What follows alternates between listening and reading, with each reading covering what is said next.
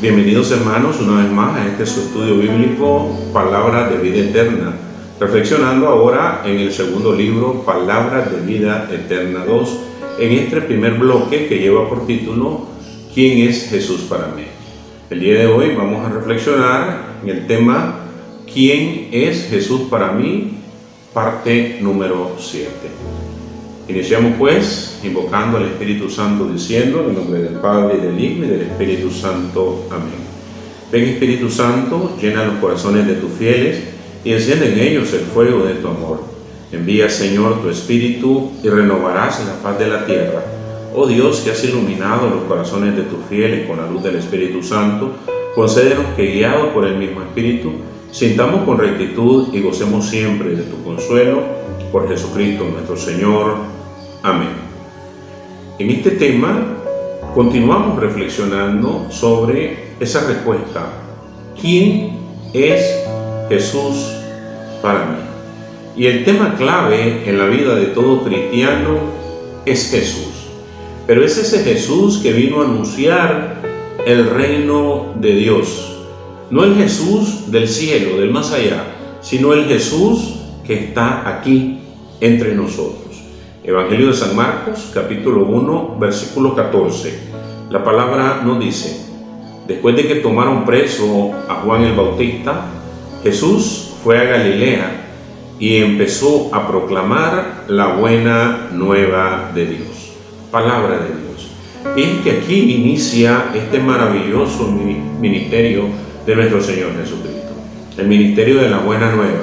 El ministerio de la palabra, el ministerio del anuncio del reino de los cielos. Y es que el reino de Dios significa el reinado de Dios, significa el gobierno de Dios en nuestra vida. Es un reino que cada uno de nosotros debemos buscar como ese tesoro escondido del cual nos habla la Sagrada Escritura. En el Evangelio de San Mateo, capítulo 13, versículo del 44 al 50. El reino de los cielos es como un tesoro escondido en un campo. El hombre que lo descubre lo vuelve a esconder. Su alegría es tal que va a vender todo lo que tiene y compra ese campo. Aquí tienen otra figura del reino de los cielos. Un comerciante que busca perlas finas. Si llega a sus manos una perla de gran valor, se va, vende cuanto tiene y la compra.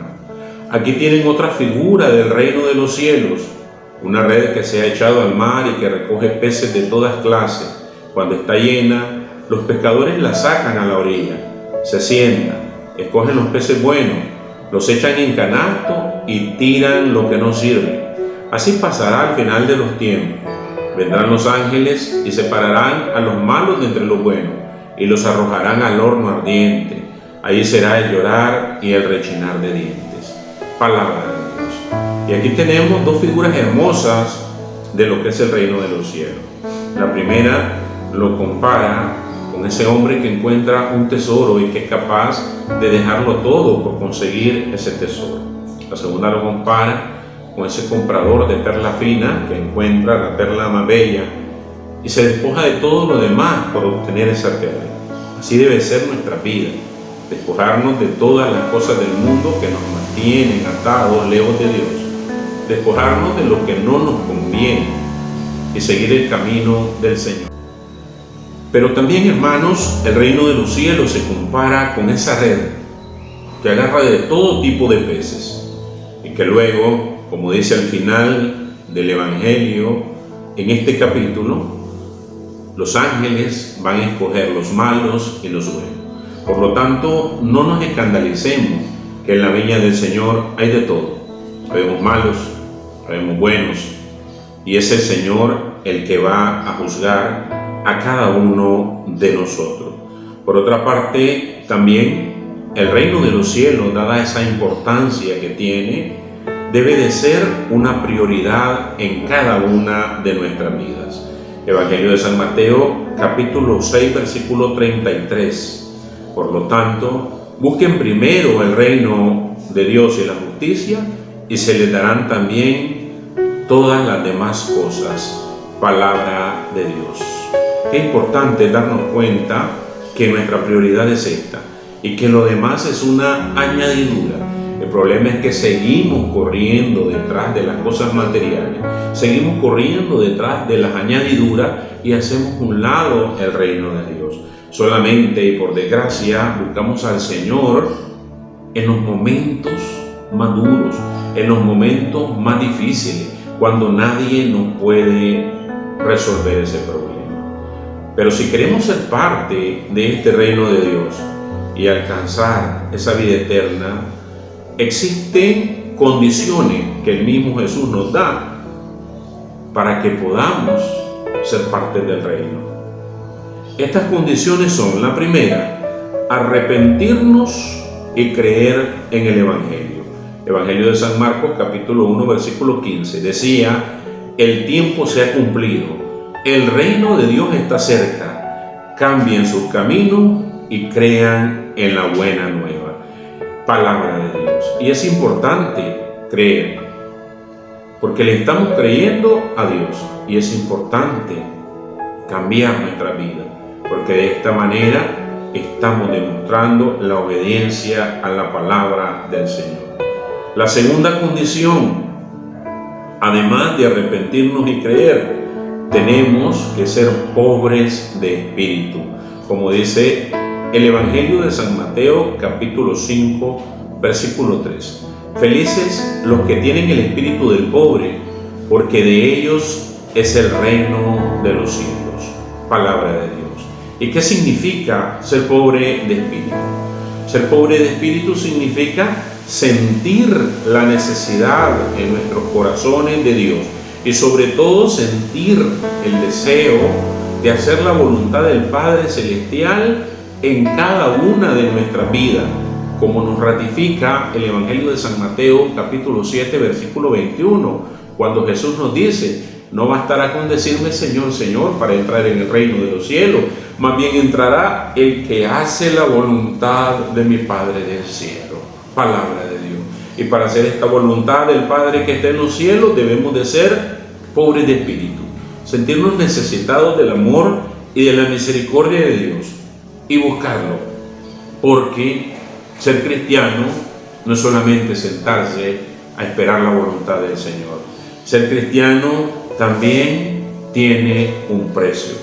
Para ser cristiano, Jesús nos pide renunciar a todo para no aferrarnos a lo que tenemos, como mencionaba en estas parábolas del reino de los cielos, pero también como menciona en el Evangelio de San Lucas, capítulo 9, versículo 62, donde la palabra nos dice: Jesús le contestó: el que pone la mano en el arado y mira hacia atrás, no sirve para el reino de Dios. Palabra de Dios. Hay que despojarnos de todo, hay que olvidarnos de todo y hacer nuestra prioridad al Señor. No podemos volver a ver hacia atrás como el pueblo de Israel queriendo regresar a Egipto. No podemos querer nuevamente alejarnos de Dios. Pero si de algo debemos estar bien claros, es que ser cristiano no es fácil. No es fácil, pero no es imposible. Evangelio de San Mateo, capítulo 11, versículo 22. Yo se lo digo, Tiro y Sidón serán tratadas con menos rigor que ustedes en el día del juicio. Palabra de Dios. Estas palabras de nuestro Señor Jesucristo son palabras duras, porque Tiro y Sidón eran consideradas las ciudades más pecadoras, las ciudades más enemistadas con Dios. Y dice el Señor que si nosotros no ponemos de nuestra parte, vamos a ser peor que esas ciudades llenas de pecado. Hay que luchar contra el mundo, hay que luchar contra nosotros mismos para poder conquistar el reino de los cielos. Se cuenta una historia bien llamativa de este hombre, Hernán Cortés. Este señor, que cuando vino a América se topó con la resistencia de los indígenas americanos, y era tan fuerte la batalla que todos los que le acompañaban corrían de regreso a los barcos para huir. Entonces Hernán Cortés tomó una decisión, bajó a todas las tropas y le pegó fuego, incendió todos los barcos. De esta manera los obligó a luchar, a conquistar la tierra para poder sobrevivir. De igual manera nosotros también debemos de quemar esos barcos que nos mantienen, según nosotros, seguros en el mundo. ¿Cuál es esa falsa seguridad que no te permite acercarte al Señor? Hay que hacerla a un lado y obligarnos a conquistar la tierra prometida, el cielo prometido, sin volver a ver atrás. Hermanos, esta es una realidad muy triste. Muchos en nuestra iglesia somos esos huesos secos de los cuales habla Ezequiel, pero necesitamos ser también esos huesos secos, tocados por la gracia del Señor. Ezequiel capítulo 37, versículo del 1 al 14. La mano de Yahvé se posó sobre mí. Yahvé me hizo salir por medio de su espíritu. Me depositó en medio de un valle que estaba lleno de huesos humanos. Me hizo recorrer el valle en todos los sentidos. Los huesos esparcidos por el suelo eran muy numerosos y estaban completamente secos. Entonces me dijo: hijo de hombre, ¿podrán revivir estos huesos? Respondí: Yahvé, tú lo sabes. Me dijo: profetiza con respecto a estos huesos, les dirás: huesos secos, escuchen la palabra de Yahvé. Entonces dice Yahvé a estos huesos: haré que entre en ustedes un espíritu y vivirán. Pondré en ustedes nervio, haré que brote de ustedes la carne, extenderé en ustedes la piel, colocaré en ustedes un espíritu y vivirán y sabrán que yo soy Yahvé. Hice según lo que se me había ordenado, y mientras profetizaba se produjo una gran agitación. Los huesos se acercaron unos a otros. Miré, vi cómo se cubrían de nervios, brotaba la carne y se extendía sobre ellos la piel, pero no había en ellos espíritu. Entonces me dijo: profetiza, hijo de hombre, llama al espíritu, dirás al espíritu: esto dice Yahvé, espíritu, ven desde los cuatro vientos, sopla sobre estos muertos para que vivan. Profeticé según la orden que había recibido y el espíritu entró en él. Recuperaron la vida, se levantaron sobre sus pies. Era una multitud grande, inmensa. Yahvé me dijo entonces: hijo de hombre, estos huesos son toda la casa de Israel. Ahora dicen: nuestros huesos se han secado, nuestras esperanzas han muerto, hemos sido rechazados. Por eso profetiza, les dirás estas palabras de Yahvé: voy a abrir las tumbas de ustedes, oh pueblo mío. Haré que se levanten de sus tumbas y los traeré de vuelta a la tierra de Israel. Entonces, cuando haya abierto sus tumbas y los haya hecho levantarse, sabrán que yo soy Yahvé. Pondré en ustedes mi espíritu y vivirán. Los estableceré en su tierra y sabrán que yo, Yahvé, lo dije y lo hice. Palabra de Yahvé, palabra de Dios. Qué linda esta lectura. Linda porque pone de manifiesto el poder y la misericordia de Dios. Triste porque esos huesos secos somos cada uno de nosotros. Somos esos cristianos bautizados, pero no evangelizados. Somos esos cristianos simpatizantes, pero no convencidos. Somos esos cristianos que llegamos a la iglesia, pero sin conversión. Somos huesos secos. O somos como esos huesos que van agarrando carne y nervios, pero que no tienen vida. ¿Cuántos de nosotros no tenemos vida espiritual? Vida en Cristo. ¿Cuántos de nosotros vivimos una vida vacía? Una vida solamente aferrada a este mundo pasajero. Pero es el Señor que a través de su Espíritu Santo nos quiere dar vida nueva.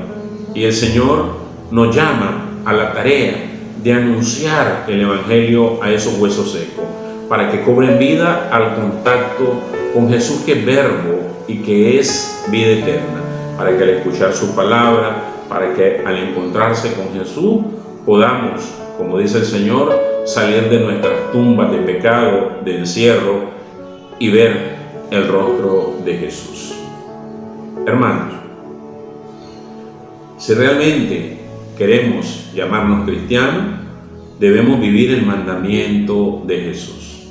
Evangelio de San Mateo, capítulo 22, versículo del 37 al 40. Jesús le dijo: amarás al Señor tu Dios con todo tu corazón, con toda tu alma y con toda tu mente. Este es el gran mandamiento, el primero, pero hay otro muy parecido: amarás a tu prójimo como a ti mismo. Toda la ley y los profetas se fundamentan en estos dos mandamientos. Palabra de Dios. Y aquí está la prueba de fuego. ¿Amamos a Dios? Muchos responderemos: sí, lo amamos con todo nuestro corazón. Él es el centro de nuestro corazón.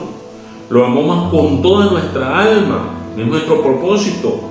Lo amamos con toda nuestra mente, o andamos divagando por el mundo. Y si amamos al Señor, el segundo mandamiento se nos hace más fácil: amar al prójimo por amor a Dios. Por lo tanto, nosotros debemos poner en práctica este mandamiento. Y esto es lo más difícil en la vida espiritual de todo cristiano, porque el mundo siempre nos seduce y nos quiere apartar del Señor. Hermano, es fácil inventarse su propia religión y creer que se ama a Dios. Es fácil confundir el verdadero amor con la emoción religiosa, pero amar a Dios significa darle un verdadero sí a sus planes en nuestra vida, como lo hizo la Virgen María. San Pedro, el apóstol Pedro, confundió el amor de Dios con la emoción. Evangelio de San Mateo, capítulo 26, versículos del 30 al 35. Después de cantar los salmos, partieron para el monte de los olivos. Entonces Jesús les dijo: todos ustedes caerán esta noche, ya no sabrán qué pensar de mí, pues dice la Escritura: heriré al pastor y se dispersarán las ovejas. Pero después de mi resurrección iré delante de ustedes a Galilea. Pedro empezó a decirle: aunque todos tropiecen, yo nunca dudaré de ti. Jesús le replicó: yo te aseguro que esta misma noche, antes de que cante el gallo, me habrás negado 3 veces. Pedro insistió: aunque tenga que morir contigo, jamás te negaré. Y los demás discípulos le aseguraban lo mismo. Palabra de Dios. Y hermanos, si leemos la Sagrada Escritura, ya sabemos lo que sucedió. Pedro terminó negando 3 veces al Señor, y los apóstoles salieron huyendo por aquí más cerca para salvar su vida. El único que quedó fue el apóstol Juan junto a María, la madre de Jesús, al pie de la cruz. Por eso no podemos confundir la emoción del momento con el amor verdadero hacia el Señor. Pero esa esencia del amor nos la da Jesús mismo. Evangelio de San Juan 14:15. Si ustedes me aman, guardarán mis mandamientos. Palabra de Dios. Esta es la verdadera señal de la manifestación del amor de Dios en nuestros corazones. Si realmente amamos al Señor, como dice su palabra, vamos a ser capaces de guardar cada uno de esos mandamientos que Él, por medio de su santa palabra, nos enseña. Por lo tanto, hermanos, pongamos en práctica toda la palabra de Dios. Muchas veces nosotros confundimos el amor con la sensualidad, confundimos el amor con la emoción, con el erotismo, con la simpatía o con la diplomacia. Debemos de estar claros de que en este mundo existen varios tipos de amores. El amor mercantil, donde solamente buscamos ganancia, donde yo doy para que me den, para obtener un beneficio, como ese amor del comerciante que ama al cliente solamente porque le compra. El amor romántico, en el fondo egoísta. Nos enamoramos del momento agradable que pasamos con otra persona, de que nos hace sentir bien, pero no de la persona con sus defectos y sus virtudes. El amor humanista, donde nos sentimos redentores de la humanidad, pero lleno de puras falsedades. Nos molesta lo más mínimo, nos molesta el estornudo de la otra persona, la forma en que se ríe, la forma de comer del otro, etc. Como los hippies que se cansaron hablando de amor y paz y que se fueron dejando a los padres en medio del dolor y del sufrimiento, convirtiéndose en los propios verdugos de sus seres amados. También el amor divino, y este es el que debemos de buscar. El amor divino se refiere a Jesús, el amor que nos hace sentir a todos hijos de un mismo Padre, el amor que nos hace sentir como hermanos sin distinción alguna. Y este amor divino, el verdadero amor, es el que nos obliga a llevar el amor a la práctica. Primera carta de Juan, capítulo 3, versículo 18. Hijitos, no amemos con puras palabras y de labios para afuera, sino de verdad y con hechos. Palabra de Dios. Este es el verdadero amor. Pero muchas veces nosotros solamente queremos aceptar a Jesús resucitado, que simboliza a todas aquellas personas que nos caen bien, que nos agradan y son nuestros amigos, pero no aceptamos a Jesús crucificado, a ese Jesús sucio, al hediondo, al amoratado, al pobre, al arrastrado, que simboliza a los que nos caen mal, a los que nos estorban, a los que son necios, a los que son vanidosos, a los que son viciosos, y se nos olvida lo que el mismo Señor nos dice en su palabra. En la primera carta de Juan, capítulo 4, versículo 20, si uno dice, yo amo a Dios y odia a su hermano, es un mentiroso. Si no ama a su hermano a quien ve, no puede amar a Dios a quien no ve. Por tanto, hermano, pongamos en práctica la palabra de Dios por medio de la manifestación del amor. Amar a Dios sobre todas las cosas y a nuestro prójimo como a uno mismo. Terminamos nuestra reflexión con la parábola del día que lleva por título La llave del calabozo. Cuentan que en cierta ocasión un preso encerrado en la cárcel y desesperado por salir, de repente se le aparece Dios, le da una llave de la prisión y le dice que la utilice para ser libre. El recluso queda fuera de sí y por la emoción de recibir la llave, cuelga la llave de la pared y le reza todos los días y le ofrece incienso y se postra ante la llave, pero sigue en la cárcel. Desilusionado por el fracaso, pierde la fe en la llave, pierde la fe en Dios, pierde la fe en la religión y continúa miserable en su calabozo. Un día, un compañero escucha su historia y le abre los ojos, le explica el funcionamiento de la llave, cómo hay que introducirla en el agujero que tiene la puerta, cómo le debe dar vuelta a la derecha, cómo debe empujar la puerta y salir. El recluso escucha, lo intenta, lo consigue y queda libre. La llave representa todos nuestros supuestos conocimientos religiosos, pero de nada sirve la llave si no se usa. La llave no va a hacerlo por nosotros y de nada vale el incienso, de nada valen las postraciones, de nada valen las adoraciones si nosotros no buscamos verdaderamente a Dios por amor. La llave es para abrir la puerta, no para venerarla. La llave es la palabra de Dios que se practica en nuestras vidas. Oremos. Padre amado, en este día, una vez más nos ponemos en tu divina presencia, pidiéndote, Señor, que nos permitas de corazón aceptar a tu Hijo Jesús como Rey y Señor de nuestra vida.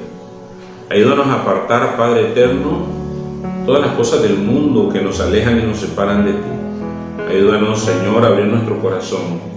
Ayúdanos a poner en práctica tu santa palabra en nuestras vidas y en nuestras familias. Te lo pedimos en el nombre que está sobre todo nombre, en el nombre de tu Hijo amado, nuestro Señor Jesucristo, que contigo vive y reina en unidad del Espíritu Santo y de Dios por los siglos de los siglos. Dulce Madre, no te alejes, tu vista de mí no apartes, ven conmigo a todas partes y solo nunca nos dejes. Ya que nos proteges tanto como una verdadera madre, haz que desde el cielo nos bendiga el Padre, el Hijo y el Espíritu Santo. Amén. Paz y bien.